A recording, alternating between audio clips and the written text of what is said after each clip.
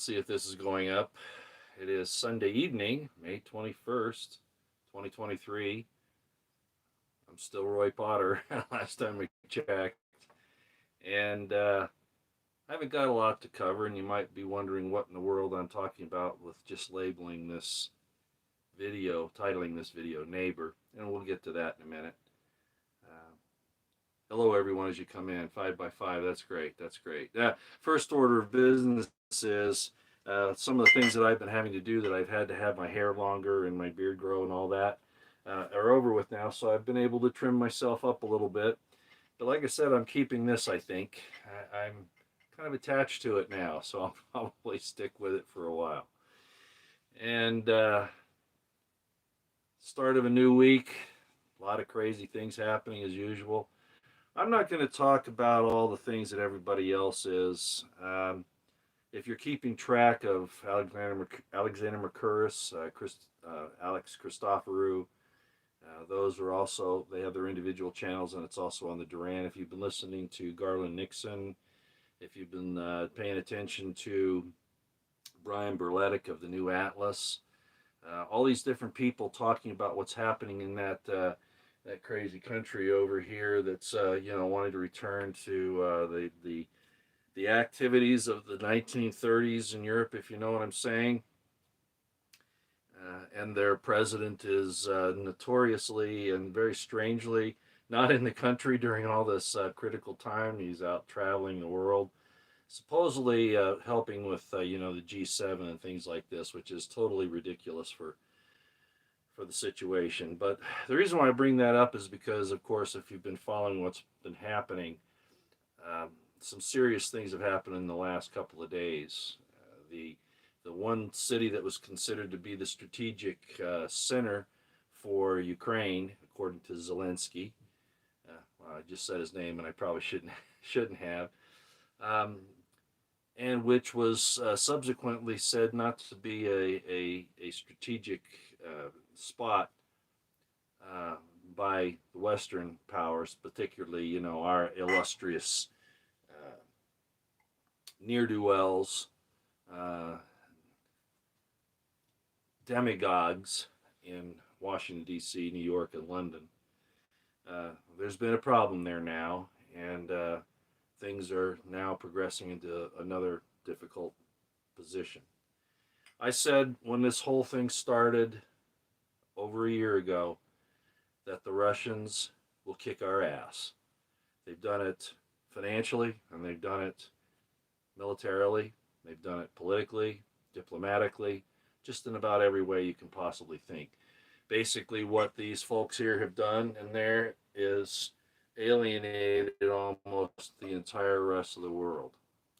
Sometimes I wonder if the scriptures weren't written for the people that run this kind of crap here. And I'm not going to get into that tonight because even though I have this cup, there's nothing in it. But I wanted to show it to you because here we are. Same thing, right? Proven right again. But I am imbibing a little bit. This is a Canadian whiskey after my name, Potter, as a matter of fact. And I mixed it with a little tonic water. So I am doing that, all right? Ready to be filled? Well, I'm not going to fill much. When I drink, I don't talk much scripture. I don't think that's the right thing to do. But considering what's happening and how our government's treating us and the lies that have been coming out about, not the lies, the truth out about the intelligence community and about the FBI and the DOJ and all these other ththings, I don't like Trump. I don't care for him. I think he's a hypocrite. I think he's a liar. I think he's a deceiver. And he promises things that his body can't. He can't cash the checks, so to speak. But the fact of the matter is, what happened during the 2016 and 2020 elections and all that stuff are really just to basic. And I realize this, and I've talked about it to some extent. It's to basically depress us, to make it so that we don't have any hope, right? And we'll easily give up the government we have for some nefarious unknown. including, I might add, a new constitutional convention. I'm not sure that's a good idea, even if it could happen, which I doubt it would. But my point on all this is that uh, things are progressing just as I thought that they would. I don't know the exact timetable or exactly all that's going to happen, but we're definitely experiencing great difficulties. I have friends now who are telling me they're having problems with their bank accounts, for instance. They're talking about cutting benefits programs. The Social Security program in particular. Those were promises made a long time ago, and then of course what they did was is they took the money out, and frankly Eisenhower is somewhat responsible for that. The first president to mess with that program, which was supposed to be a social safety net for people. And I'm not saying the government should ever gotten involved in it. I don't believe that's a good thing. It always turns sour, as this did, and then they borrowed against it to rebuild Europe, and then to use it for all kinds of other programs, and now it's bankrupt. And they say they're not bringing these people in from other countries to help get over that, but in fact that's part of it. And they're doing everything they can to eliminate a good portion of the population. And I'm talking pretty freely right now. But I don't want to spend all my time on that. Uh, I think maybe what I will try to do is take a few questions here. Just know that the people that are supposed to be protecting us, our way of life, our security, our our rights, our God-given rights that are supposed to be under contract to be protected by the government. It's all been turned on its head. Now, Supreme Court Justice Gorsuch, in his dissenting opinion here this last week, said that all those things that have happened over the last 3 years were some of the greatest violations of human rights in human history, at least in the history of the United States. And yet, those organizations, those institutions like the FBI, the Department of Justice, police agencies, the Congress, et cetera, they're supposed to protect us. Even the president have turned their backs on us, and that included Trump. Okay, so I'm not excusing him either. So all of this is designed to really get you upset, feeling like you have no hope, nowhere to turn. And as I've long said, we can pray to God and all that, but really, who's on the field here? Who's on the field? You are. And so this is really going to be up to you. You're going to be left to your own devices to a great extent. Now, I'll be honest, even though I realize that from my experiences, some unseen force, God is the way I look at it, Father, has stepped in on my situation more than once and didn't take away my free agency. Didn't do that. But he did prevent me from continuing in the line that would have caused me some problems. And that's not, of course, the case across the board. Obviously, for those of you who know my history and who have gotten the book and read it and all that, know all the troubles I've been through. And then, standing up for things when I really can't make a difference at all, but I still do. We had a former Marine come out. His name is Lucas. It's on my Twitter line. Came out and basically said, and by the way, you can go to the community posts above, right, across the top there underneath the big picture of my channel, where it says home, videos, shorts, live, community, and about. You can go to community, click on that, and then the last post I put up was about this great Marine who basically said that, what I've been saying for quite some time. And he says the real enemies are not overseas. They're in this little tiny place between Maryland and Virginia called D.C. What do we do about that? Well, if the states won't stand up, we haven't got a chance. We're just going to have to stand up on our own. So anyway, let me take a sip of this. By the way, this is I had one shot already, I'll admit, I did. Okay. But this is, like I said, tonic water with about a shot of the Canadian Potter's whiskey.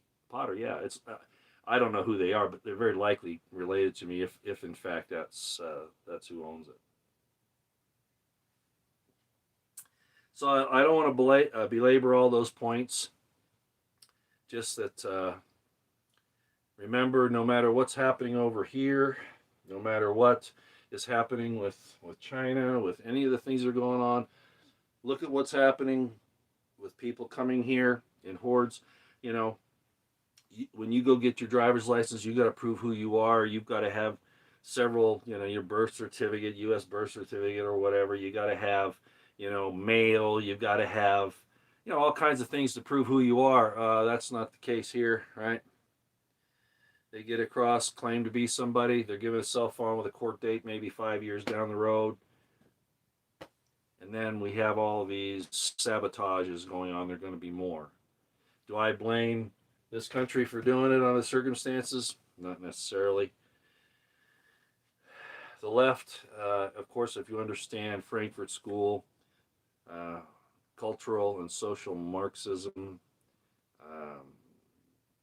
if you understand Fabian socialism, for instance, and all of these things that go along with the Frankfurt School and with Saul Alinsky, you should understand what's happening. And Barack Obama said that he was going to work to fundamentally transform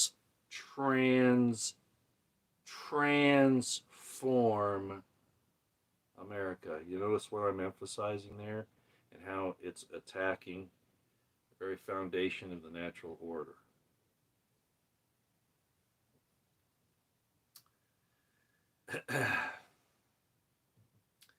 And as usual, they usually attack the women first, get them on their side, one way or another. And in this country, it's normally, it's not, it seems to be, at least from the evidence I've seen, liberal white women that get behind a lot of these things. Makes you wonder who Eve really was and what was really going on. All right. Well, I just wanted to make sure I mentioned a few of those things. I will get on chat here in a few minutes. I wasn't going to do this tonight, and then I thought, it's been a few days. I guess I really ought to. All right. I don't have my computer set up, so I'm going to have to do it off the phone, so you'll have to see my my mug here when I get close. Cloward and Piven, yep. Cloward and Piven, and the other thing I can't mention on here, but Legal Man talks about it quite a bit, about the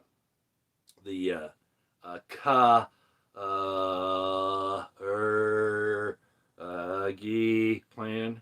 You know what that is. Read between the lines. Too drunk for me. Enjoy, guys. Oh, who's drunk? You don't have to. I'm going to just get rid of you altogether. I'll tell you what. I'm not here to. No, we got rid of you. Philip Thomas.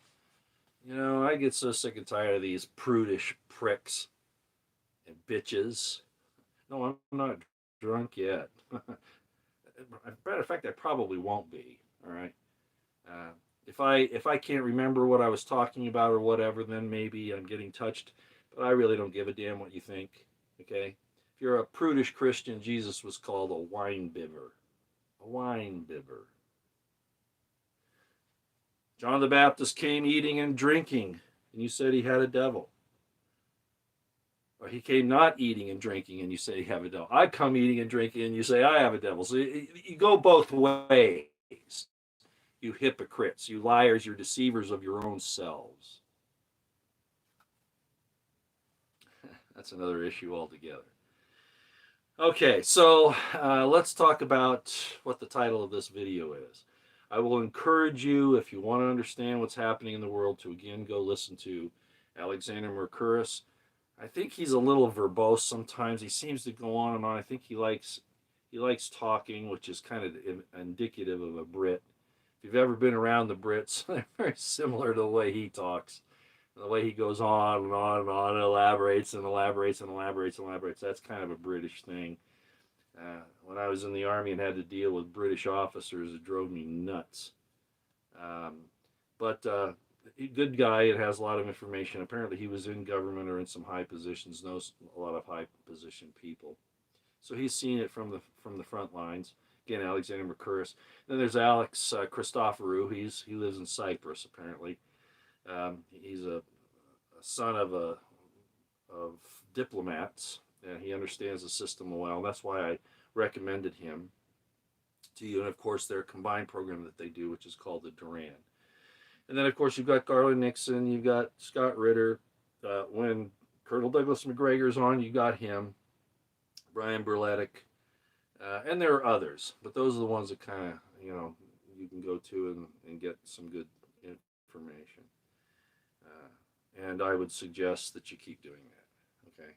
All right. So let's get. I don't want to make this a scriptural study. I'm not doing this, but I thought I had never really considered this before, and I was looking at some things the other day, and it got me kind of concerned actually, and yet it makes sense. I've talked about lust, and I've talked about, you know, he who looketh upon a woman to lust after her already committed adultery, in his heart, and that kind of stuff. And what most people who read those scriptures do not understand is that Jesus, if he said those things or something like it, and there are some questions about these things that are written down about him, if he actually said those exact words, but that's another issue which I've talked about and I'm not going to raise here. But what he was referring back there to was not the adultery commandment, thou shalt not commit adultery, but what he was referring to is thou shalt not covet thy neighbor's wife, thy neighbor's house, or anything that is thy neighbor's, right? That's what he was really talking about, the coveting part, because adultery is an actual action. But what you're doing when you covet is you're kind of setting yourself up, planning things out about how to do that in the end, and that's really what he's talking about. But it's not looking at any woman. It's talking about a woman who's married, or basically. But as you know, I've talked about that. But what I want to get to is the neighbor. What is a neighbor? I'm going to really pop some balloons here tonight. I'm not going to give you all the indications, because I don't want to get into the scriptural aspects, but I looked into this, something I hadn't done before. What is a neighbor? What is a neighbor? Well, in the Hebrew, it's re'ah. Re'ah. And it doesn't mean just anybody. Isn't that interesting? And I'm not going to elaborate on this to you tonight. Again, when it says, thou shalt not covet thy neighbor's wife, thy neighbor's house, thy neighbor's, etc., or anything that is thy neighbor's, what is that word? It's 7453 in Strong's. You might want to go look at that, because what it's talking about is not just anybody in the world. It's talking specifically about your friend, your comrade, your associate, or somebody who lives next to you that you associate with or that you know. It's not somebody you don't know. I think that impacts a lot. And I wanted to bring it up here. I'm not talking about excusing conduct. I'm not talking about that. I'm talking about that Jesus was very concerned about staying with what the law says, not setting up stakes like the rabbis were wont to do to try to keep you from making the mistake that would be bad. He didn't go for that. He was a strict interpreter of the law. Look up what that is in Strong, 7453 on the Hebrew side, what a neighbor is. I've even quoted his, the two laws, the law of perfect law of liberty, and Jesus said too, the two great commandments: love the Lord thy God with all thy heart, thy mind, and strength, and the second is like unto it: love thy neighbor as thyself. I'm not going to go into it in any more depth here, but go look it up. In the Greek, it means the same thing, by the way. And I'm not really that great in Greek, but it's if you look it up, it's basically the same concept. It doesn't mean love everybody. It doesn't say first commandment is love the Lord thy God with all thy heart, mind, and strength. And the second is like unto it, love everybody. No, it doesn't say that.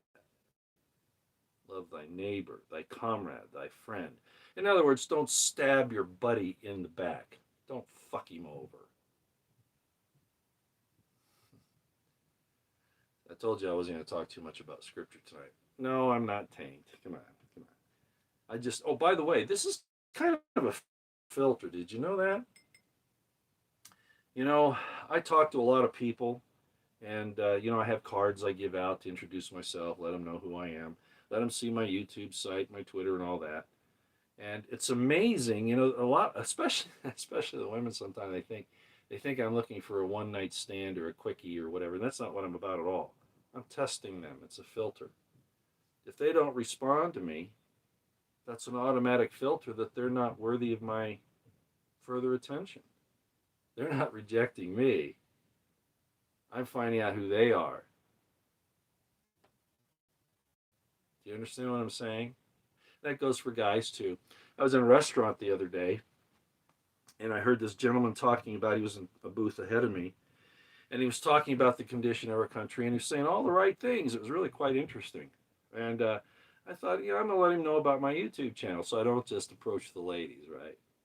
So I go up to him and I say, hi, I'm so-and-so, and, here's my card, and all that. And, you might find it interesting. I have quite a bit of experience. I've been around the block. I have a YouTube channel, a Twitter, if you'd like to follow it. And I went and sat down, and it was really amazing. He looked me up pretty quick. And within about 10 minutes, he came back and he threw my card back at me. He says, I want nothing to do with you. Did that hurt my feelings? Well, I wasn't necessarily happy about it, but I also understand that he rejected me based on his own prejudices and biases. The filter of what I do, what I am, and even this, like that person I just threw off of here who was trying to find fault with this.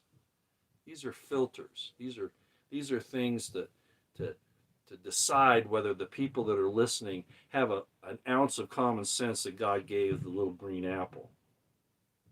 And if you can't hear what I say because of what this is, you're deaf and you're blind. And you're really biased. And you're really involved in hate without understanding. So it's a great filter. This is a great filter. Here's to you. All right. So that's what I wanted to say tonight. I got into a little more scripture than I wanted to. Go look up the word neighbor. Now, am I saying that you can treat people bad that you just meet, anywhere, or that you can go bomb, a nation, can go bomb or make war upon somebody else because they're not really their comrades, their friends? No, I'm not saying that. What I am saying is that these little nuances mean something if you believe in the Bible, if you believe in the Old Testament and the Scripture, and even in the New Testament, because in Matthew there Jesus says, love the Lord thy God with all thy heart, mind, and strength, and the second is like unto it, love thy neighbor as thyself. What is this neighbor thing? What is that? Just something for you to look at, consider. I'm not giving you the answer right now. I'm not sure I know what it is. I think it's best to treat everybody, the way you want to be treated. But by the same token, it's kind of like thou shalt not kill, right? I gave a lesson on that some time ago. The word for kill means an innocent person. It doesn't mean just killing. Basically, it means if you take the life of a person who's innocent, who's basically a righteous person. That's really what it's talking about. It's in the very word itself. But of course, the scriptorians and the priests and the pastors and the ministers, they don't want to talk about the specifics of that. All right. Go look up what neighbor is. I'm just throwing out a little question there for you to take a look at and see what you think. Always destructions, I guess is what you mean. All bets are off. Roy is Trending on TikTok? What? I'm trending on TikTok? I got to tell you what happened to me on on this TikTok thing, which I've never gotten on. I'm not on or on Facebook. I'm not really into social media. I try to use this for educational and explanation purposes. I'm not really into entertainment, kind of thing. But I had who I thought was a friend keep trying to get me on TikTok, and I said, no, I don't want to get on TikTok. And now I know why, you know.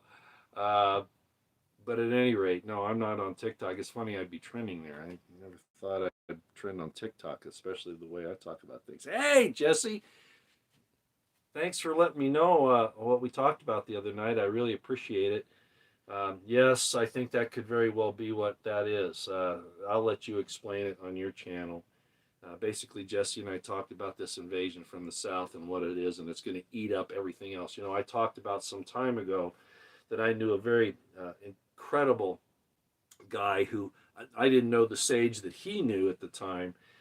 This was being passed down to me, but basically he said, "Look, they're gonna spend your treasure, they're gonna spend your blood in foreign entanglements and bankrupt you and kill off your seed and any chance you have of doing well, so they can take you down. You're the target." And how many times have I said that? No matter what all these people say about what's going on here, or how they're going to do this or that or whatever, you're going to eat the bugs. You can't have gas for your car, whatever. They're attacking you.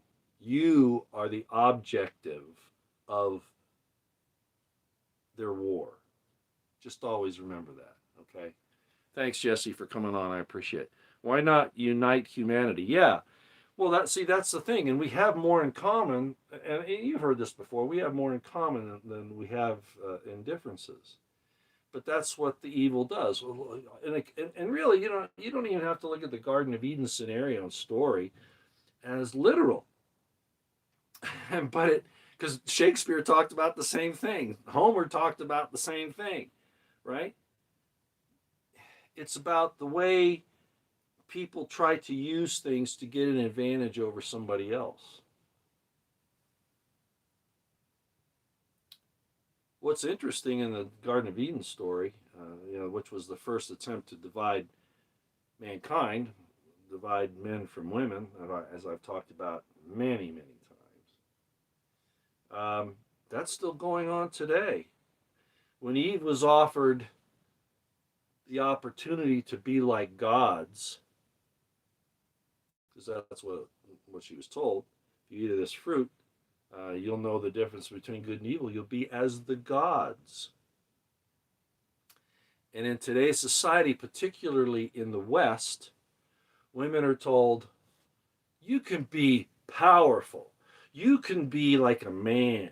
You can do all these things. You can get to be CEO of this company. You can take control of the family and kick the guy out and get welfare from the state. You can be powerful. You can do this. You can do that. Don't you see it's the same thing as the offer to Eve in the Garden of Eden? I've been the recipient of that nastiness. I understand it. I've seen it and I understand it.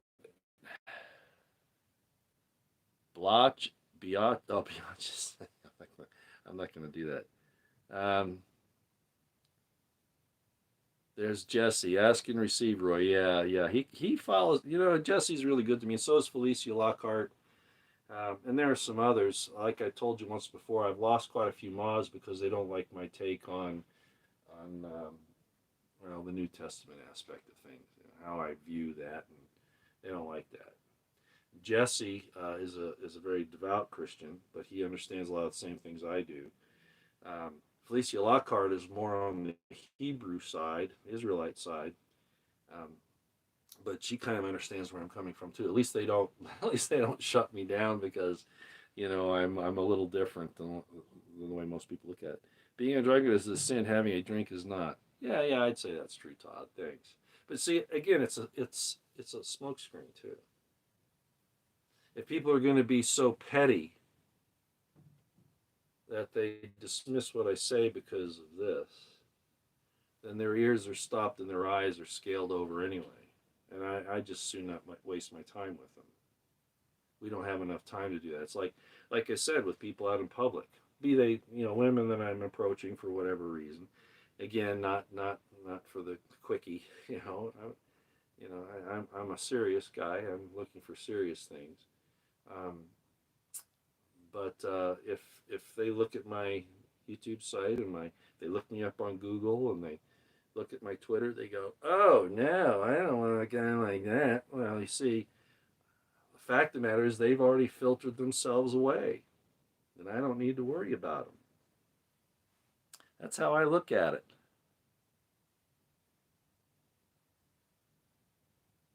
Yeah, very good, Charles Stewart. And I use that phrase all the time. I think you've heard me. They strain at a gnat and swallow a camel. Yeah, they absolutely do. Smith sounds like a government employee. Smith. Yeah, there are a lot of those on here. As a matter of fact, I got to say that. I've been getting approached on my Twitter account. I don't look at the. Oh, Sophia, yeah, here's to you too. I don't look at the comments, on my YouTube channel too much. When they're not real busy, I will. I've noticed they've been throttled too, by the way. But on my Twitter account, man, I'm getting lots of these. They're either they're probably feds or informants of some sort, women in particular, and from their pictures, they're obviously, at least the picture shows them to be what I would consider to be of questionable age. And I very rarely, if ever, will respond to them. And usually it'll be something, if they say something like, "I like your channel and your content," I'll say thanks, whatever. But if they keep up, especially with the picture they've got posted, no. um, I'll not have much more contact with them, and I think most of you understand why. Roy, with 24 governors agreeing, this is from Jesse. Roy, with 24 governors agreeing to come to the aid of Abbott on the border, what do you think will be the outcome? Whoa. Well, at some point in time, as I've said, Jesse, the states have got to stand up against the feds. They've got to draw the line. They have to. We as individual people can't. I mean, you've seen what happens. They pick us off one by one. We stand up on our own, or we even go out in a group like they did on January 6th, or even at Bundy Ranch, that kind of thing. Or like what happened in Idaho with this situation with trying to take a baby away from a family. You stand up even with a small group, and the feds are too cowardly to do anything about it then. They'll wait until you're alone, and then they come and they grab you. They're cowards. Now, some people say, well, no, that's just good police procedure. No, in this case, it's cowardly. So the states, especially in these big situations, like what's happening there with the Second Amendment, the First Amendment, with like the banking system, all of these things, the individuals have very little power. The only way they have power is if the states will stand behind them. And this is the balkanization, as I've long warned about, of the United States. They want to do it to Russia, and they want to do it to us. They complain about how bad Russia and China is, and all of these things are going on. Notice they're taking money from you, and they can't even. We've got a debt ceiling they can't even resolve. Right? But they're still sending money to this lost cause over here to drain you of your blood and your treasure? Don't you see your enemies are here? They could be out there, but who's your real neighbor? You see why I brought this up today? They are not our neighbors. They don't act like them. They don't treat us like it. They treat us like serfs, like subjects. That's not the way it's supposed to be.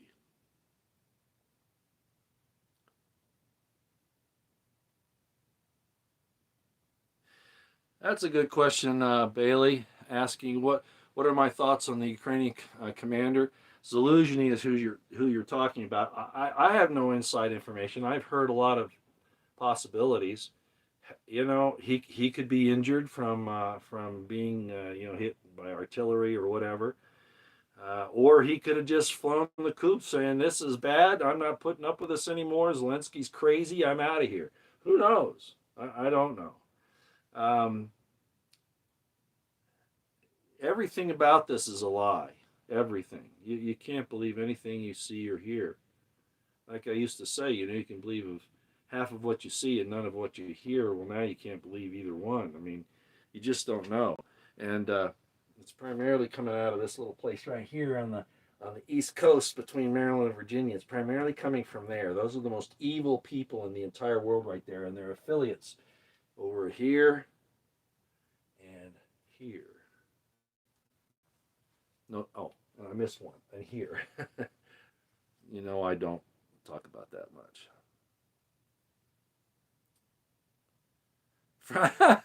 I come from the land of big mustard. Frankfurters rejoice.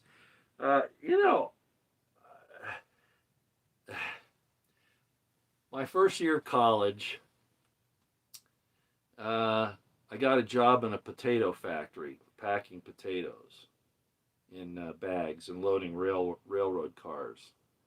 Got really strong because I have to pick up these 100-pound sacks of potatoes and stack them up. Right? But there was a slaughterhouse, oh, I don't know, maybe a mile down the street, something like that. And I often wondered, what that was like in there. And I didn't mind so much. I mean, I'd shot deer before and skinned them, and done all that stuff, cut them up and all that. I've done that. But what happened at that slaughterhouse, especially with how they made hot dogs? No thanks. Nathan's maybe, and there are a couple of others that I might consider, but normally no. I'm not going to eat a hot dog. Pretty disgusting. They have to be pretty clean. Hey, Walter, how you doing? Give a bullet, take a bullet. Um, you know, Walter, you asked me to give a couple days notice before I gave my information on my book and the talk. I actually did that, and then I didn't see you. I don't know if you were there or you missed it. Maybe there were some questions you wanted to ask, but um, unfortunately, I guess you didn't get it. It's it isn't everyone. Yeah, that's right. Your neighbor isn't everyone. That's correct. Wide and white. Roy BP Earthwatch asked a question. Oh, didn't I answer it already? I think he wanted to know. I think I answered it already. Yeah, the 24 governors. Yeah, I already answered it. I think I would like to think that it will do something, but they're going to have to agree to stand against the federal government together. Individuals definitely can't do it, and the states will have a hard enough time. But they have to do it, or else all is lost. Can it work? Yeah, I think so. But this idea that it does say in the Constitution that the federal government's laws are the supremacy clause of the Constitution. But what they fail to apply is that it has to be constitutional, it has to follow the Constitution. You just can't. The federal government just can't make a law and say that supremacy takes effect. It has to be.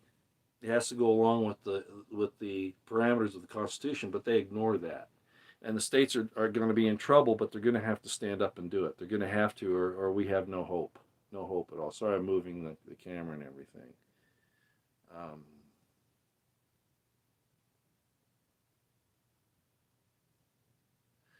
I'm not going to get into the why isn't Cain and the genealogy of Christ. If you don't know that, it'd take me too long to explain. It's quite obvious in the genealogy, so you need to just go look at that. I'm not going to talk about that. All of the laws of the Torah are still in full effect. Well, not exactly. Not exactly. And I'm not tonight. I'm not going to go into that. I've kind of discussed it to some extent before. Uh, what did Abraham obey? Was Abraham Torah compliant? Was Adam Torah compliant? Was Noah Torah compliant? No. As a matter of fact, in Genesis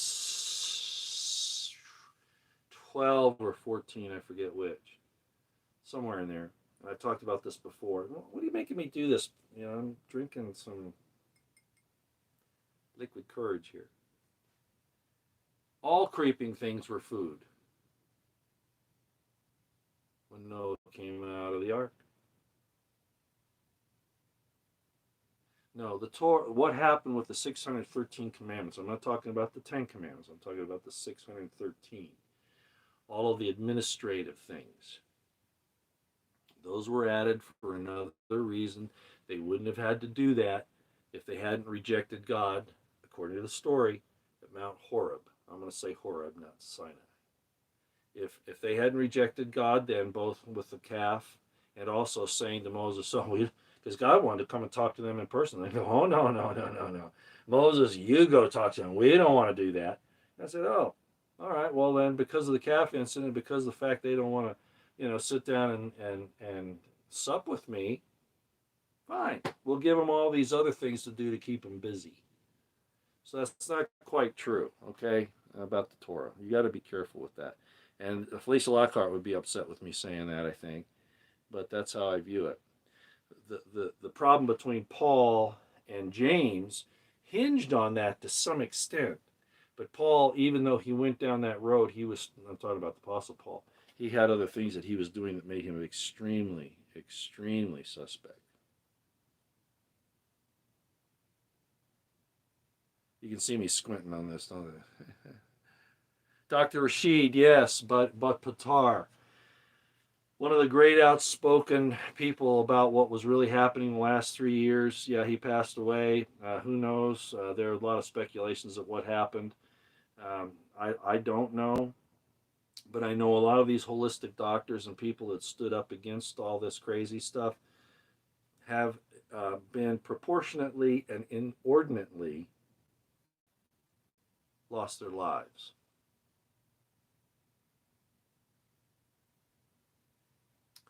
I'm telling you, the greatest evil in the world sits right here, right there. I've been saying it for a long time. What is this? The IC community is our most dangerous. The intelligence community is our most dangerous domestic enemy. They've infiltrated, and they're the secret societies that we're often warned about not to give them a chance to get a hold of you.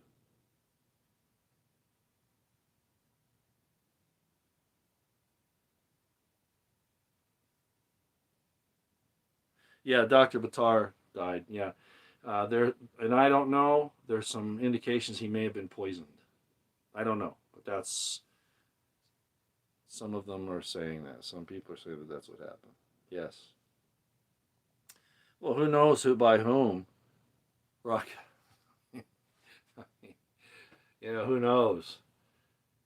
It almost, if I speculated on here and said, I'd probably get thrown off just for the speculations. But you ask cui bono, right? Who benefits? And that pretty much tells you who did it. That's an old way of figuring out crimes, right? Especially murders and things like that. Who's a honeypot? Water otter? Who's a honeypot? You got to look out for honeypots. I know you're probably discussing what I was talking about with the people, with the women especially that were coming on my channel. And just looking at them, I went, hey, they don't even look like they're 18. Who's trying to trap me here? By the way, I'll say it again. I'll say it publicly. I never married anybody under the age of, my first wife was 18. We were both 18. And after that, I never married anybody younger than 5 years younger than me. Okay? And they were all over 25. Yep. No, I'm not into little girls. I like women. Grown, developed, well formed, with some brains up here, some experience. that gets kind of difficult when they get older.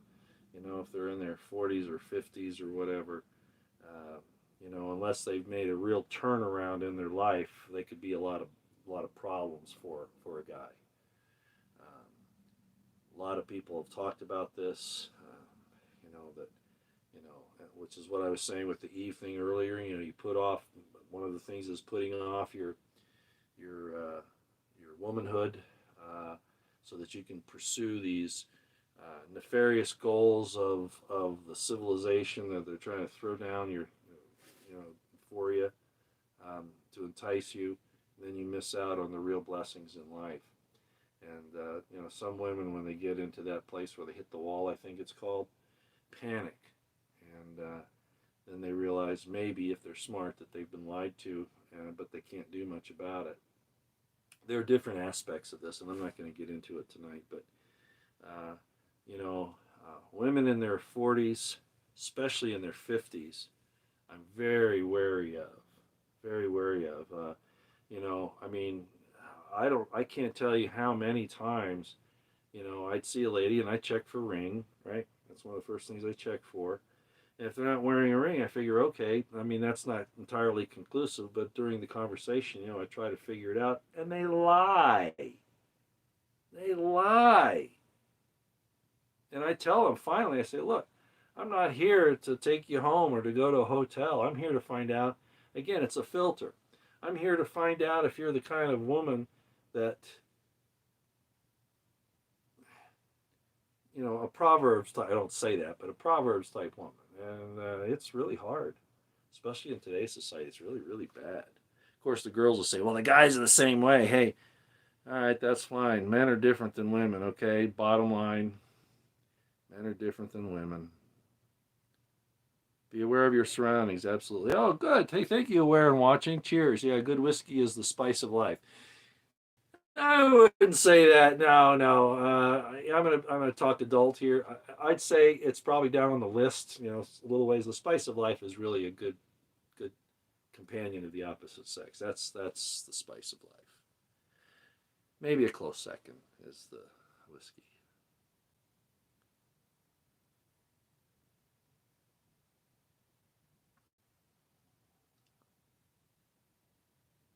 Size of a trash can. Who is man? Hound dog? Who is man? Well, I'm not going to get into that here, but go to your Strong's Concordance and your Gesenius and look up two words. Three. Adam, Ish, and Enosh. Then you might figure it out. Okay? All right.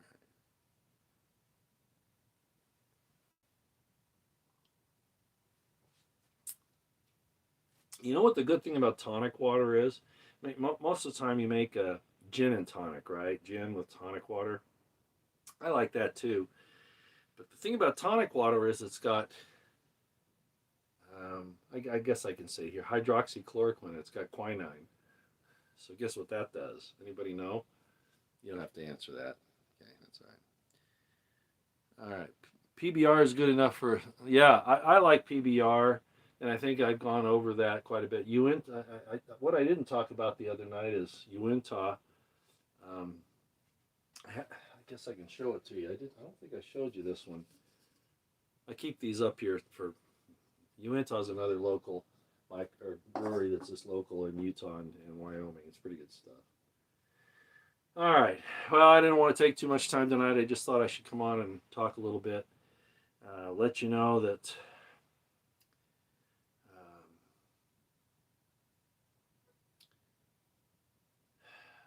again, no matter what you're hearing with all these other commentators, and I really appreciate them all explaining what's happening in Europe and in Asia and all of that.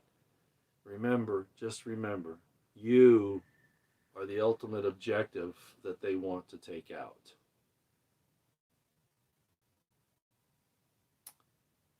Just remember that. Keep your eyes on the horizon, your ears to the ground, situational awareness on high.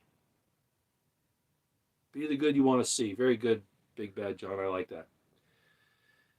Prep, pray, stay out of the way. but defend yourselves if you need to, okay? I'm going to go. Just thought I'd show my face on here tonight to let you know that I am thinking about some things, all right? And remember, go look up neighbor and try to figure out what's really going on there. I'm not going to talk about it, but just go up and take a look at it. Out here for now.